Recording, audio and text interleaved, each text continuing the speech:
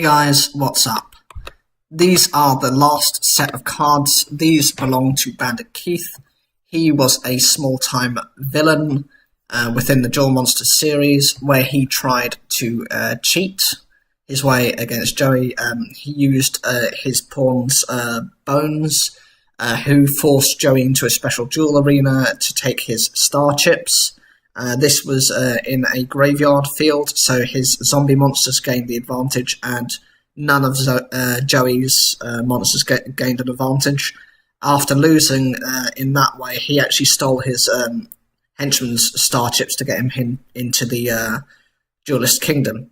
And in the finals contest, where he stole Joey's registration card and then cheated several times, this included keeping his 7 completed spell cards in his armband, and falsely claiming that his Zoa had slipped out of his hands. The first card is Bomb Spider. This is a level 4 Dark Machine with 1400 attack and 2200 defense. Its effect reads, you can only use the second effect with this card's name once per turn. Its first effect is, once per turn, you can target 1 Dark Machine monster you control, and 1 face-up card your opponent controls, destroy them. This is a decent effect, and there are a number of different monsters that meet this requirement, without having to use perhaps the strongest cards you can imagine. Examples include Gimmick Puppet's Magnet Doll, Gimmick Puppet Nightmare, Gimmick Puppet Shadow Feeler, Gimmick Puppet Twilight Joker, Gimmick Puppet Druid Doll, Jinzo, Fusilier Dragon. The card is particularly interesting because you can actually summon it, and though it's a level 7, you can summon it with half its attack and defense points, so it's just a not easy normal summon for it. Many of the Ally Justice cards, and of course many others. Interestingly, out of the archetypes, when you look at the archetypes, the Gimmick Puppets and the Ally of Justice have the right archetypal mix to support this effect. The second effect is, if a monster you control, whose original attribute and type are Dark and Machine, destroy a monster your opponent controls, either by battle or with its own card effect, and sends it to the graveyard, you can inflict damage to your opponent equal to half the original attack of one of those monsters that were destroyed and sent to the graveyard.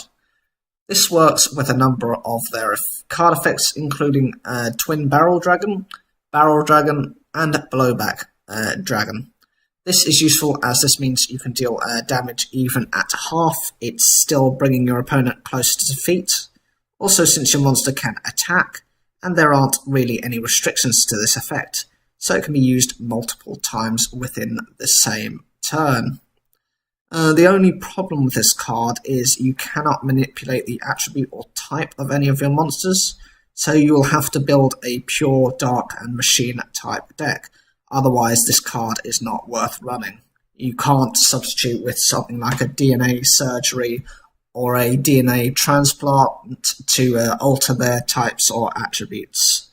The next card is Desperado Revolver Dragon, or its more likely name, Desperado Barrel Dragon.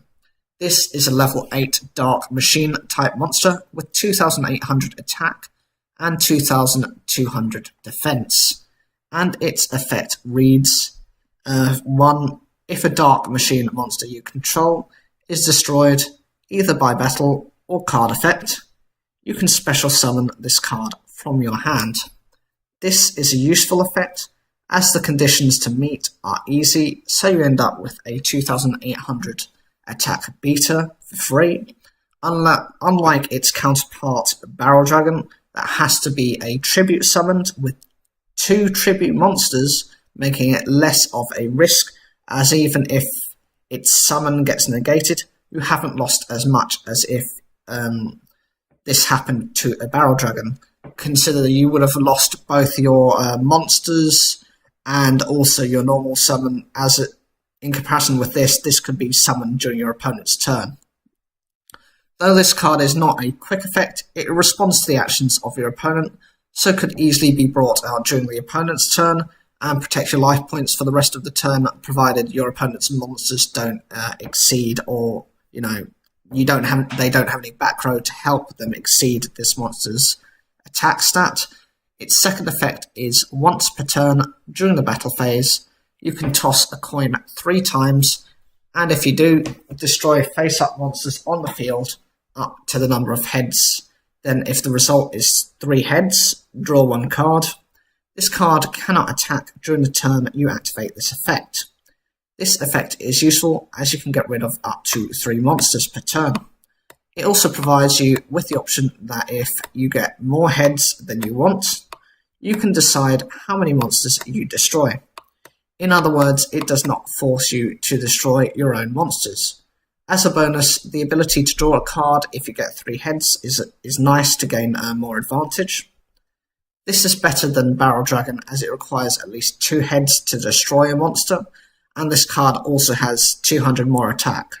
This might seem quite insignificant, but any difference in attack is always welcome, and considering that the general power of a lot of monsters has gone up since the original duel monsters, the 200 attack is quite necessary. I think in some respect as well, if you consider the duel with Bandit Keith and Joey Wheeler. In the duel, Joey uses Red Eyes Black Dragon, and that gets an evolution through the rare Metal Morph card to become a Red Eyes Black Metal Dragon. That also had 2,800 attack points, so in order to respond to that, I think that's how Konami might have got the idea to give it a little bit of a boost to kind of match that kind of stat line. The downside of this card, to make it balanced, is that it cannot attack when using this effect. This is necessary as it removes multiple cards, so obviously it would be too much if it could attack as well. If you think you could remove 3 cards, 3 monsters, and then, either attack directly or, destroy another monster, you could almost pretty much Raigeki every turn if you wanted to. Provided you've got certain other cards, the gambling cards. The last effect is, if this card is sent to the graveyard, you can add from your deck to your hand 1 level 7 or lower monster, whose effect tosses a coin.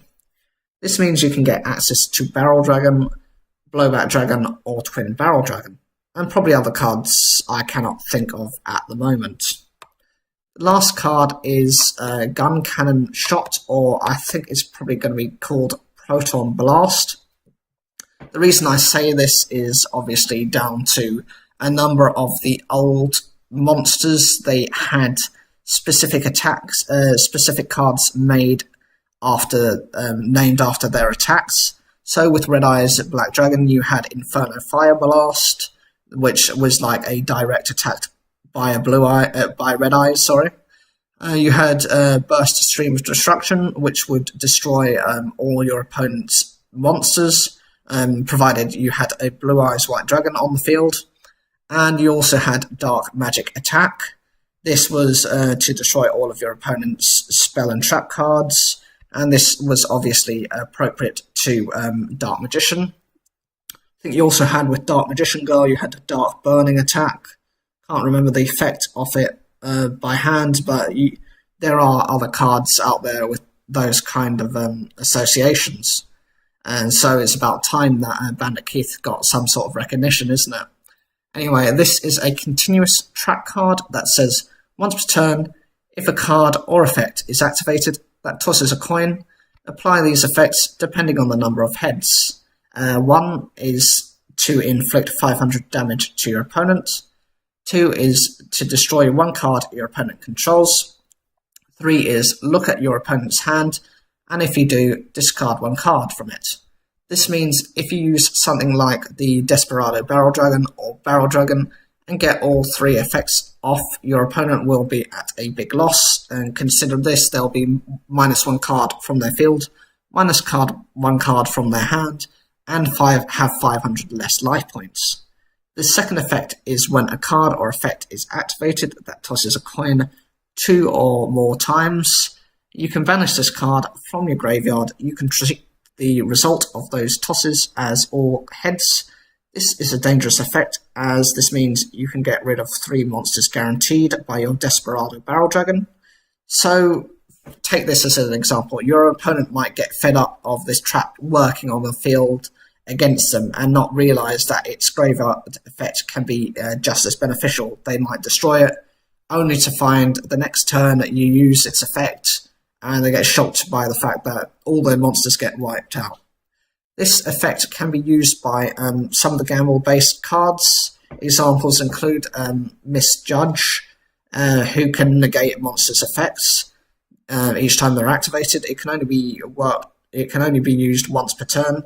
You have Gambler of Legend to destroy all monsters your opponent controls. Sand Gambler, who destroys all monsters your opponent controls as well. Elemental Hero Chaos Neos, who does the same thing. He destroys all monsters your opponent controls. You have Big Win, which can enable more difficult Xyz monsters to be summoned, as you can choose the level, say for example 10 or 11, and since you're guaranteed to get 3 heads, they will become those levels, and you can go into a very powerful Xyz monster instantaneously with no real cost, and you don't have its downside ability. And of course you have Lucky Punch, which if you get 3 heads can make you draw 3 cards. That's fantastic. You know, you might have gone through your resources and suddenly you get half your hand back, which is always a good thing and at no real cost to you. So what do you guys think of the new support? Do you think this is what was needed to modernize these decks?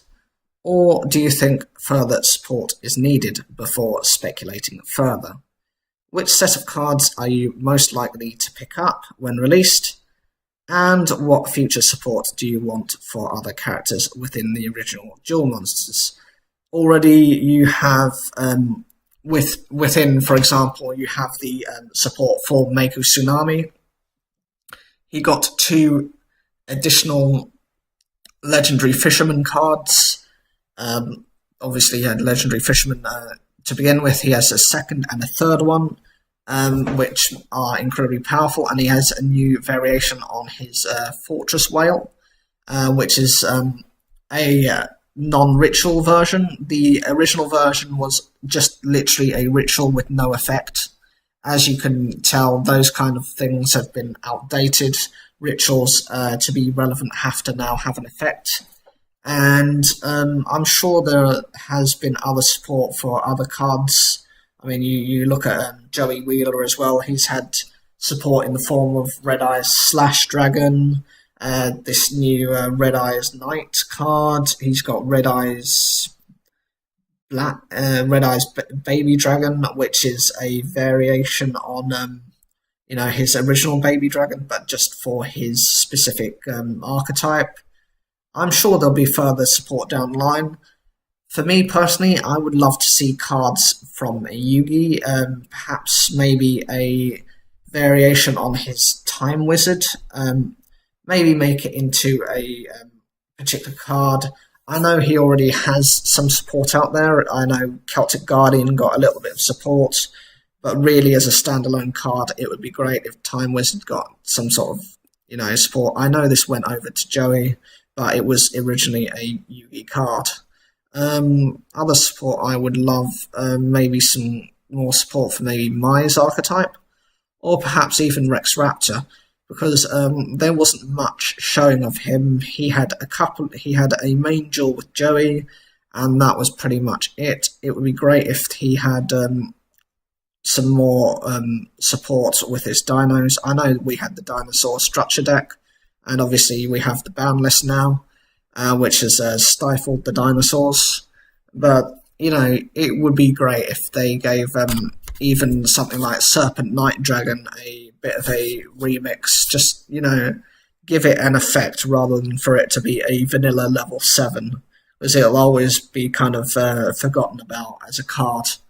As always, leave your comments down below, like the video if you enjoyed it, subscribe, click the bell for notifications, you don't want to miss anything, and as always, thank you for taking the time to watch this video.